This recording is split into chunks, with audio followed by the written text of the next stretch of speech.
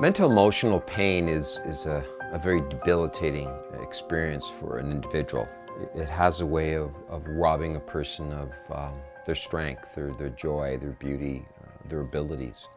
And what's even worse is when a person has lost their hope in being able to recover, they begin to accept it as a life sentence. And they give up the fight that healing is possible in their life. What's even more powerful than mental illness is the advancement of behavioral health sciences, which tell us that the brain is neuroplastic and has the capacity to change.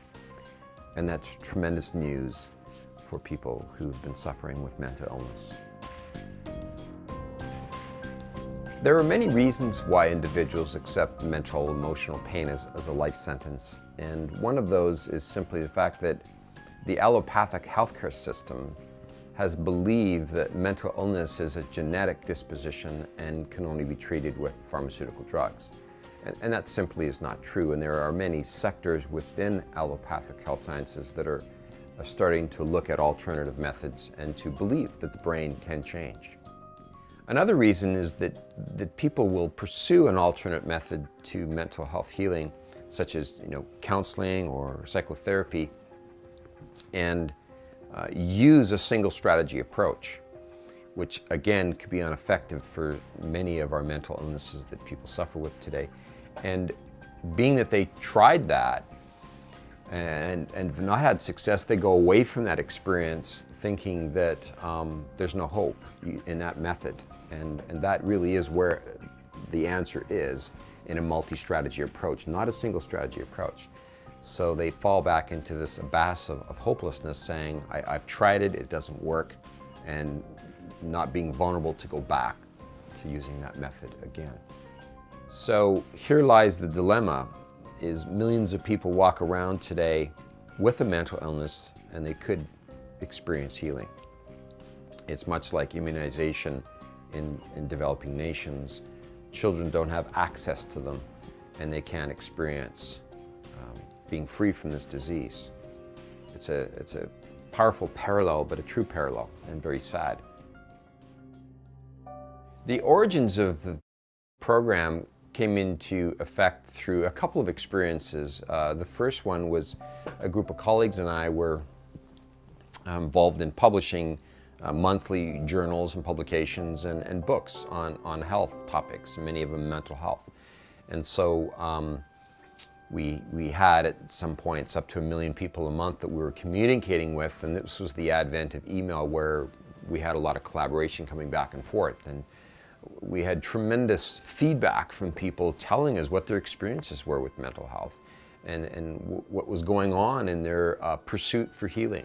Secondly, we were seeking who the leaders in the fields of mental health were, the academic leaders and the professionals who were really seeing a huge quantum leap forward in this field.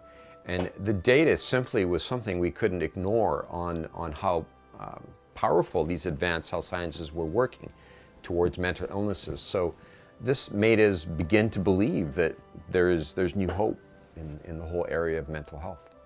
The second experience was a personal experience, and my daughter was in a serious car accident, and I spent a lot of time with her in the critical care unit in the trauma center. And while I was there, this team of doctors were amazing. There were many specialists working on her and had all different disciplines, and nurses and x-ray technicians. And day after day, watching these people coming in and out and administering this amazing care to create a healing process for my daughter, I realized that there was a multi-strategy approach being used here.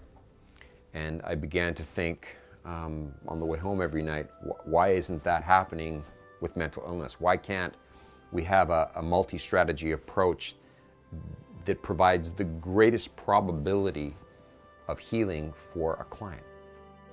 The LEAP approach to developing a highly effective treatment program for an individual involves two important criteria.